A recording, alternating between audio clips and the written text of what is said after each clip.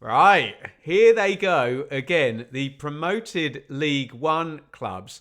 And it feels like, in the absence of the parachute teams being massively busy, in terms of their position in the hierarchy, it feels like these three, give or take maybe, I don't know, a Norwich or a Derby or something, are having the most fun in the EFL Championship. Let me know your thoughts on that.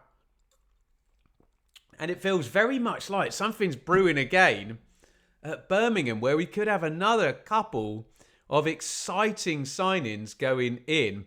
I mean, the first thing to say is that we said it was going to be brutal and that the players that had scored 111 points, and I don't know how many goals Alfie May scored, but there are players that are designed to get you out of League One and players that, Birmingham, let's make no bones about it, get you to the Premier League.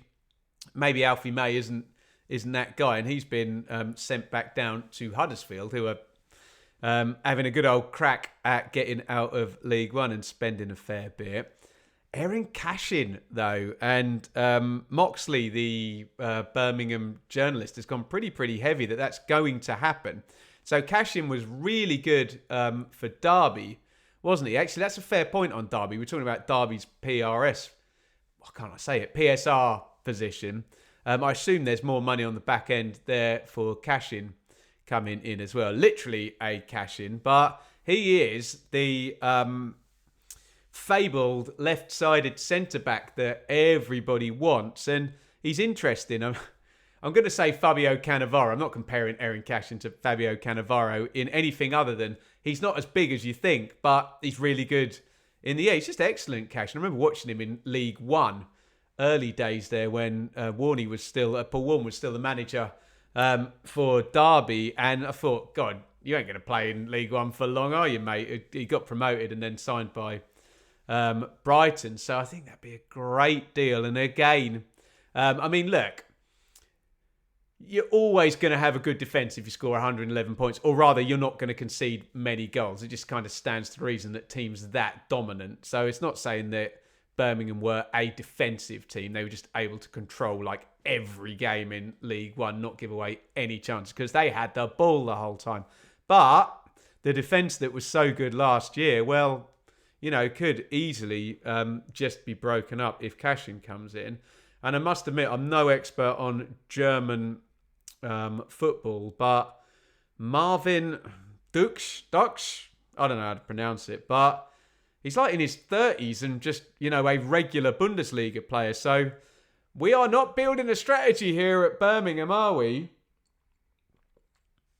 To spend 4 years in the Championship and then get promoted. They are building a team for next season for sure. And this is already after Furuhashi, Gardner-Hickman, Asai Samuel, Fujimoto, Gray, Neumann, Samsted, Beadle, Doyle are all coming up there. And it looks like probably before August, and, maybe it'll happen this afternoon. That always tends to happen to me when I do a transfer update video. You get all the details together and then come out off the recording, look at your phone. Oh, okay, another one confirmed. Missed that one. But yeah, it looks exciting for Birmingham. And we've been super excited about Birmingham the whole time. And I know Birmingham fans get fed up of being categorised with Wrexham, and Wrexham fans get fed up of being categorised with Birmingham. But we've said, surely Wrexham are coming. Surely there's going to be some business doing there. And this is now happening at Wrexham as well. These two are going to be an absolute nuisance. What is this going to do to the Championship table? The fact that two sides are going to come in from League One and probably likely just both go straight into the top half. Will we get a surprise relegation as a result of that? I wonder.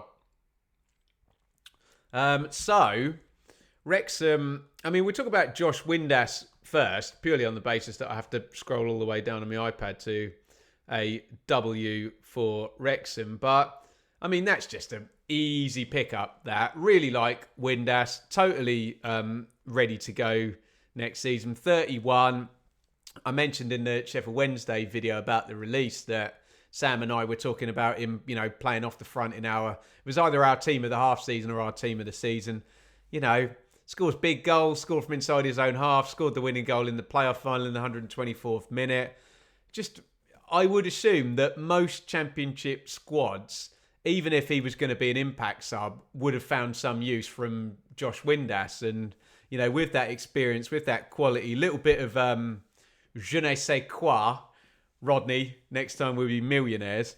I just think it's a really nice signing, that one. And we mentioned Hardy at the start of the window. You're putting in two attacking players there, Hardy and Windass, that will score goals in the Championship and have scored goals, and also have both scored goals in teams that haven't actually been very good. You know, it's Plymouth and a Sheffield Wednesday team doing a great escape, and Plymouth doing a survival trick last season. And both of these players scored plenty of goals in circumstances that might not have been as preferable as they may get down with Wrexham. Right, here we go. How do I pronounce this? Liberato Cachace? I don't know which C is going to be a ch and which is going to be a hard one. I guess Cachace. It says he's got Italian heritage, so we'll go for a ch. And you pedants can care about it way more than me in the comments. But I've been told this guy is a bit of a football manager god as well. I think he's a Kiwi international. I think I'm right in saying. It's coming from Empoli. It says 2.5 million euros, but I think there's quite a lot of potential back end and add-ons, which I assume is all to do with sell-ons, or maybe Wrexham playing in a different division than the Championship. Who knows? But that is, I think, it's a club record for Wrexham. I think it goes past the deal they did for Sam Smith. Was that last season? I think it was last season, wasn't it? That Wrexham did that one. And you tell me, they're going to break their transfer record again. Look, we can talk about Lewis O'Brien in a minute. That might literally be the deal that breaks it, isn't it? But there's one more that's come in, George Thomason. And, I mean, this happens a lot with promoted teams coming out of League One. Maybe not Birmingham, who are, you know, going worldwide. But certainly mentioned Charlton. You go back and you pick the best players that you played against last season. And they've gone for George Thomason, who's played loads of games, only 24 in central midfield for Bolton. So this idea that Wrexham are coming, you know, there's going to be more. And the transfer record, I'd imagine, will probably go... Again, they've got revenues to die for. If you look at Swiss Ramble or Kieran Maguire's analysis, I think when they were in League Two, Wrexham were doing revenues, certainly commercials, better than most of the Championship, or at least half of the Championship. So they're very competitive already on the money that is coming in. And Lewis O'Brien would be a really good one. I like him a lot. Obviously, memories of Carlos Corberon's Huddersfield side getting to the playoff final, and we spoke about Cashin possibly going in at Birmingham, the left foot premium as well. Just balance for your team. O'Brien's got the same thing in central midfield. Great ball carrier, great energy. Is he still at Forest, O'Brien? I think he'd been loaned out to the US. I don't think he ever went there permanently. He's at Swansea, wasn't he, on loan last season? So I don't know if there's any kind of link there. He's probably been living in Wales in recent times, hasn't he? So...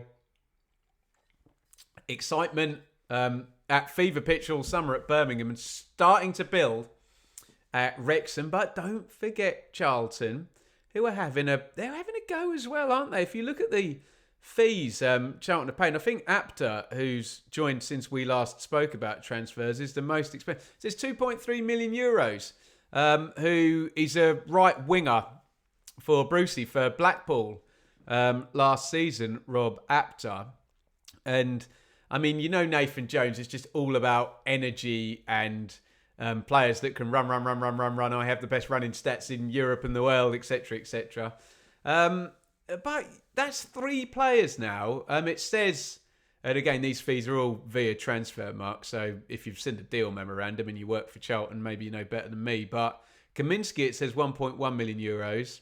Alafe, another one picked up from League One. You could argue Kaminski's been picked up from League One, given Luton are in that division now. But 1.75 million euros, it says, and Apter 2.3. So a total spend there for Charlton of 6 million Euros, which that sounds like a side hell bent on staying in the Championship. Unfortunately for the poor old Charlton fans, they're just getting eclipsed by Wrexham, and then Wrexham get eclipsed by Birmingham. But yeah, these three League One sides, I know Derby, Pompey and Oxford all stayed up last season as well.